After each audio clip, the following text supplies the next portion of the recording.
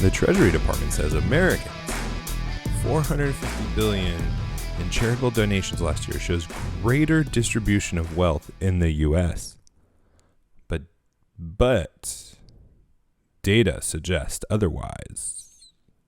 Dong, dong, dong. I'm not even kidding. I am so curious about how many times the press media had a "but" headline for Obama. Anytime there is good news or a statement of optimism and positivity comes out under Trump, there's always the big "but." It's like, when you're talking with someone and their tone's a little off, they're like a little, tense about a situation, and they start with leading with a compliment when boss is giving you a review or something and they want to write you up. And you're really, there's a lot of strengths that you have and you're just waiting, and then the "but" negates everything said before. And there's like this bomb that comes out. I feel like the press does that with every single good news headline. But we're going to talk about that today. Leave you on a high note. The news can be depressing. The world can be depressing. But I just thought that this was a, real positive, and I wanted to leave that with you. Although, we're talking about the press, so there's going to be some depressing things within the article. But, you take what you can get. Welcome to How to Build a Tent. My name is Matt Williams. Thank you for listening to the show, sharing the show, tagging a friend, subscribing on YouTube. I really appreciate that. YouTube's been doing really good lately. I really appreciate that. not better than AD Robles, who has 10,000 subscribers now. He grew 5,000 subscribers in a month. I'm so excited for him, man. He's so great. He is the man for our time, I'm telling you. We're part of the Fight Laugh Feast Network. Go to FLFnetwork.com, put an HTBT in a memo field, become a member, subscribe, support us, and then come to the conference October 1st through the 3rd in Tennessee. Also, just some more little house paperwork, or what's the word? There's always something people say where it's just not really part of the show, but it's part of the show. Anyways, whatever that is, two more things. One is on Reformgelical coming out. It's released as you're hearing this. Eric Conn from, what's this? Oh man, I can't, oh my goodness. I got to look it up right now. What is his podcast called? Hard Men Podcast. Eric Conn from the Hard Men Podcast is going to be on the show. I can't believe I was going to say it's good to be a man, but no, that's Michael Foster. Eric Conn's going to be on Reformgelical with us, and I'm just looking forward to that. That's going to be some great conversations to be had.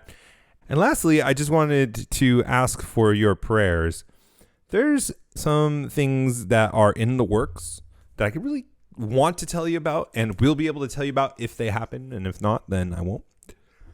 But I would really appreciate your prayers, and I'm just going to leave it at that, because if this thing goes through, this deal with a lot of different podcasters that names that you've heard, if this goes through, this could be really great for the kingdom of God. Obviously, if God blesses it and, if God's in it and it's his will, but there's just some really great things in the works, and I'm just praying that they happen. We should find out in the next month or two.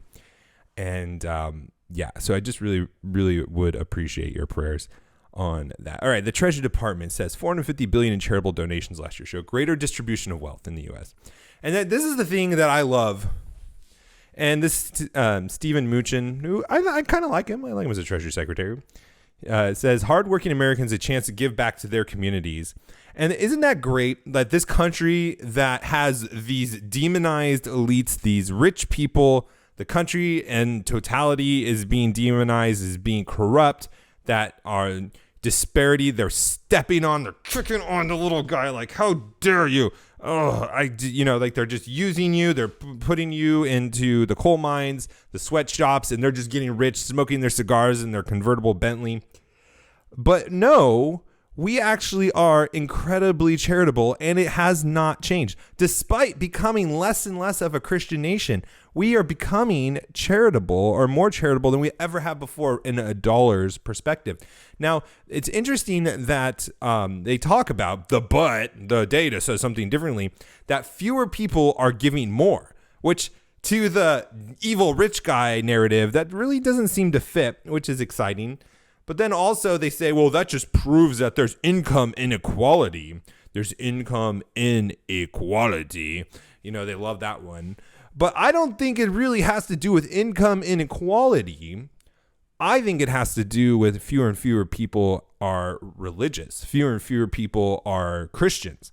Because there is a strong correlation with those who are living for something besides this world to easily give away things of this world. The people that think that this world is all there is to it, or maybe they believe or they claim to believe in an afterlife, claim to believe in Jesus and making Jesus Lord in your life, but they really don't. Their treasures are here.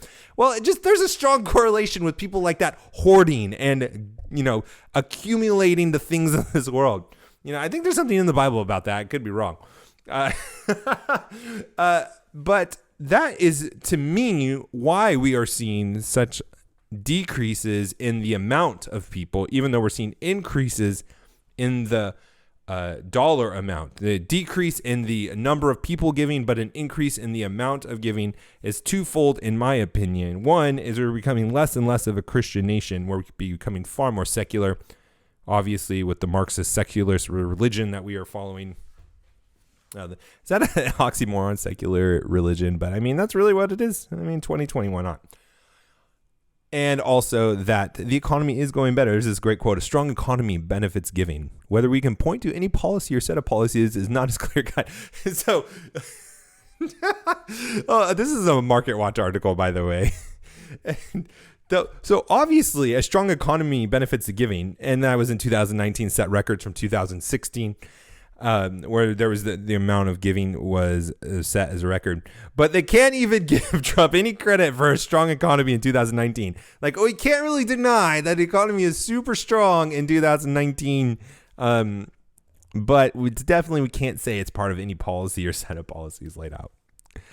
You can't give Trump credit at all. So there you go. Encouraging, guys. There are bright spots in our country still. There are things that we can point to as positives.